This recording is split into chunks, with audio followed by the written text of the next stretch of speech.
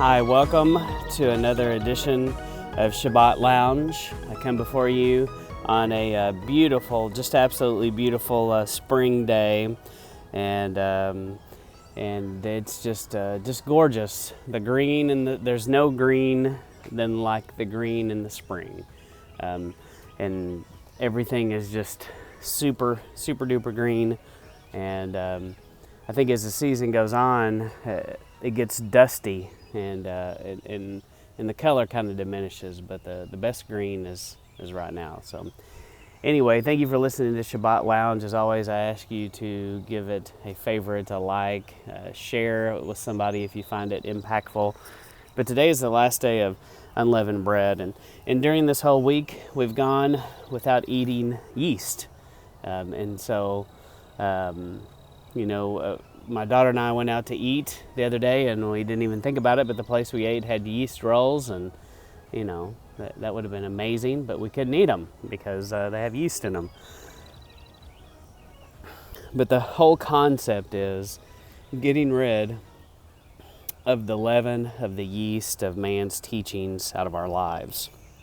And man's teachings has so dominated our thought pattern and the things that we do that so many people just, they don't have any concept of how it's impacted them, and they don't know. So many people they just don't know.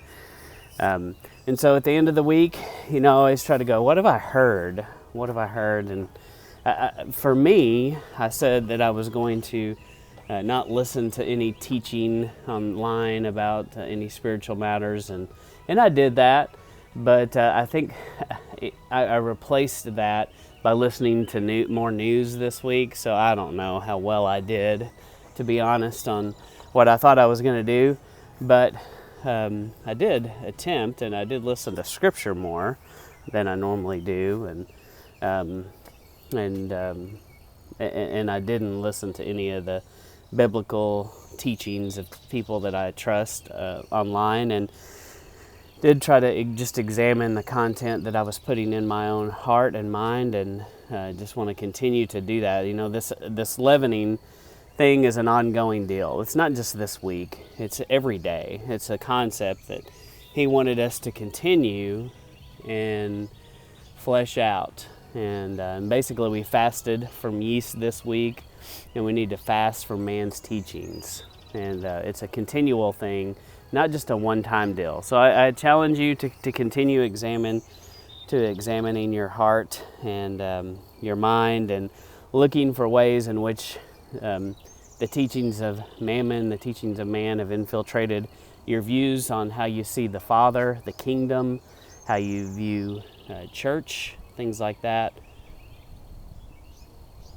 So many of us have been influenced by what came to be known as the church, but it all really goes back to the Holy Roman Empire and the Catholic Church, and so many people are still doing those things, and they don't understand that that's happened, and they don't understand why.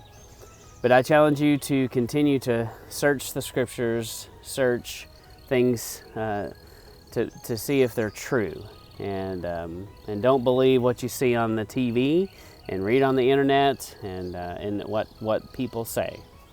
Because so many times nobody, those sources don't know what they're saying, and spread lots of misinformation. But I just challenge you to be immersed in the Word, read your Bible, keep your focus there, and ask you to get outside and enjoy some great weather, make some contact with this earth, this incredible planet that the Father has given us, and just think about these things. I've run into people that, this is another separate topic, that are so concerned that we are going to destroy the world through our global warming, and we're all going to die and burn up on this place. Well, have no fear. Our Father knew what humans were capable of, and knew the end from the beginning, as Isaiah says, and he knew everything we could ever possibly do, ever possibly create. And that's kind of mind-boggling for some, but he truly did. He knew every invention, every thing, every destructive device that we could ever possibly make up, and he made it human-proof. He knew us.